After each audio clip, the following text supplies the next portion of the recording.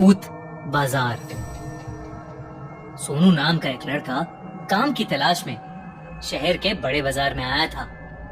बाजार कुछ साल पहले तक इससे भी बड़ा हुआ करता था, लेकिन दंगों के चलते बाजार के पास वाले कॉम्प्लेक्स को कुछ दंगाइयों ने जला दिया था। इस हादसे में कई लोग भी मारे गए और कई लोगों के तो घर भी उजड़ गए। अब उस जले हुए कॉम्प्लेक्स की बिल्डिंग, जो कि कभी एक शानदार सोसाइटी हुआ करती थी, एकदम सुनसान पड़ी रहती है। पहले तो कुछ लोगों ने सोचा कि खाली इमारत का इस्तेमाल किया जाए। वो वहां घर बसाने गए तो सही, लेकिन 2 दिन से ज्यादा नहीं टिक पाए। उनका कहना था कि उन दीवारों से आज भी आग की लपटें निकलती हैं। लोगों की चिल्लाने की आवाजें गूंजती हैं। यहाँ तक कि उस बिल्डिंग के अंदर ढंग से सांस भी नहीं ली जाती। इसके कारण कई लोग उस कॉम्प्लेक्स को भूत बाजार बुलाने लगे। कुछ लोगों ने तो अपना रोज का रास्ता ही बदल लिया। वो 2 चौक घूम कर आते, मगर उस जले हुए कॉम्प्लेक्स को पार नहीं करते थे। सोनू को उस कॉम्प्लेक्स के ठीक पास एक कपड़ों की दुकान में काम मिल गया था। दोपहर के समय जब धूप बढ़ जाती तो कम ही ग्राहक आते थे। एक बार श्यामल, जो कि उस कपड़ों की दुकान का मालिक था, दोपहर में बैठा अपनी दुकान में आराम कर रहा था। सोनू और वो दोनों बातचीत कर ही रहे थे कि इतने में हरी आंखों वाली खूबसूरत सी लाल साड़ी पहनी हुई एक औरत दुकान में आई और श्यामल के सामने आकर बैठ गई। सोनू को जो बात बहुत अजीब लगी वो ये थी कि उस औरत ने कुछ नहीं बोला कि उसे किस तरह के कपड़े देखने हैं, और श्यामल अपने आप ही उसे लाल साड़ियां खोलकर दिखाने लगा। सोनू से ये बात हजम नहीं हो रही थी, लेकिन फिर अचानक वो औरत खड़ी हुई और दुकान से बाहर जाने लगी। श्यामल भी बिना कुछ कहे उठकर उसके पीछे चल दिया। सोनू ने श्यामल को पीछे से कई आवाजें लगाईं, मगर उस पर कोई असर ही नहीं हो रहा था। जब सोनू की आवाज थोड़ी तेज हुई तो वो औरत पीछे पलटी और सोनू की हालत खराब हो गई। अचानक ही उसे पसीने आने लगे और वो नीचे बैठ गया। उसने उस औरत की आंखों का रंग बदलते हुए देखा था। उस औरत की हरी आंखें अचानक से नीली हो गई थीं। ये देखकर सोनू सहम गया और दुकान के अंदर ही सुन्न सा खड़ा हो गया। सोनू दुकान को अकेला नहीं छोड़ सकता था, इसलिए वो बाहर उठकर नहीं गया। थोड़ी ही देर में कई सारे लोग दुकान से आगे भागते हुए नजर आए। एक दुकानदार भागते हुए आया और उसने सोनू को बताया कि कॉम्प्लेक्स के सामने श्यामल बेहोश पड़ा मिला है। होश आने पर श्यामल को कुछ भी याद नहीं था। वो बस बार बार ये कह रहा था कि कॉम्प्लेक्स में दोबारा आग लग गई है, लेकिन वो कॉम्प्लेक्स तो आज भी वैसा ही सुनसान पड़ा था। वहां ऐसा कुछ भी नहीं था, पर सोनू का डर बढ़ने लगा था। वो चाहकर भी उन हरी आंखों वाली औरत को भूल नहीं पा रहा था। अगले दिन दोपहर के वक्त सोनू ने दुकान के सामने से फिर उसी औरत को जाते हुए देखा। सोनू डरा हुआ था, मगर वो उसके बारे में जानना चाहता था, तो उसने हिम्मत की और श्यामल को बताए बिना दुकान से बाहर चला गया। वो औरत कॉम्प्लेक्स की तरफ जा रही थी।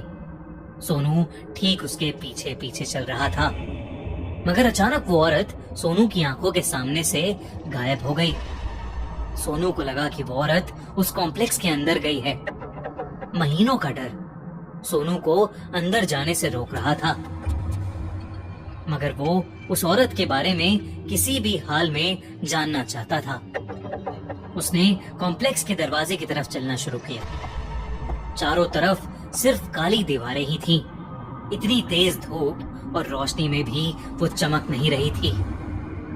मानो उस कॉम्प्लेक्स में एक अलग सा अंधेरा छाया हुआ था।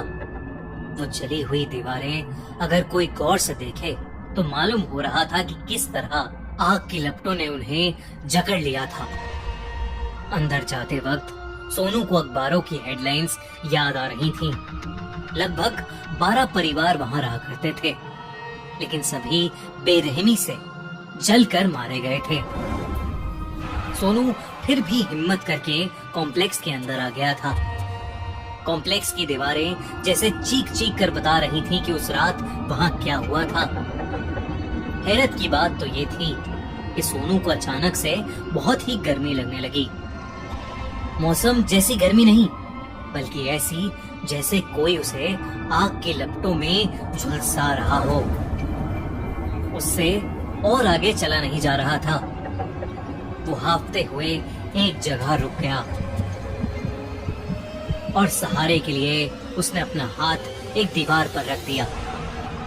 पर अगले ही झटके में उसके मुंह से एक जोर की चीख निकली। उसने अपने हाथ की ओर देखा तो वो जल गया था। दीवार इतनी गर्म थी जैसे अभी भी वो आग की लपटों को अपने अंदर बसाए हुए हो। इस सदमे से सोनू उभरा ही था कि उसे उस औरत की लाल साड़ी कॉम्प्लेक्स की एक बालकनी में दिखी। वो उसकी ओर गुस्से में भागा, लेकिन आगे बढ़ते हुए सोनू को चारों ओर से चीखों की आवाजें आने लगी। उसने हर तरफ देखा, पर वहां कोई भी नहीं था।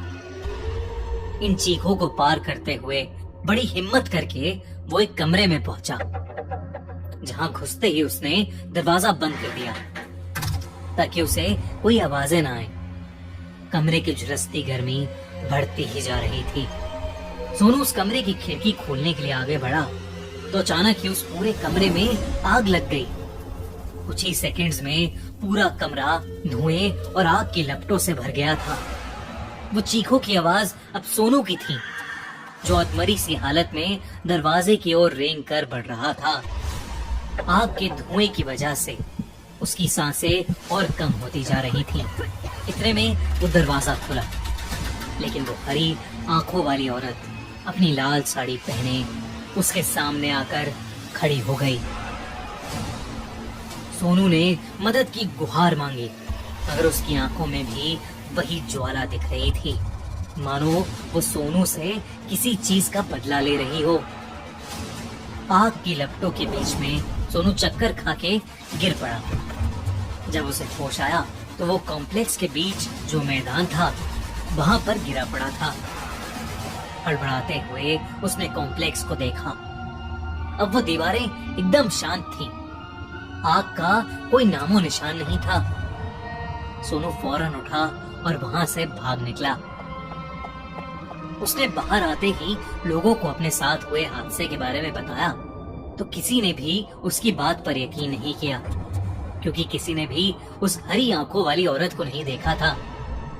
यहाँ तक कि दुकान के सीसीटीवी कैमरास तक चेक करे गए, पर वो औरत उसमें भी कहीं नहीं मिली। फिर एक रोज एक बूढ़े आदमी ने सोनू को बताया कि एक हरी आंखों वाली औरत उसी कॉम्प्लेक्स में रहती थी और शामिल की दुकान की जगह उसी की दुकान हुआ करती थी, लेकिन वो उस कॉम्प्लेक्स में लगी आग में जलकर राख हो गई। सोनू ये सुनकर दहल गया था। वो तुरंत उस शहर को छोड़कर वापस अपने गांव चला गया। उसे फिर कभी वो औरत दिखाई नहीं दी, पर उस औरत की हरी आंखें और उस कॉम्प्लेक्स की जलती दीवारों का डर शायद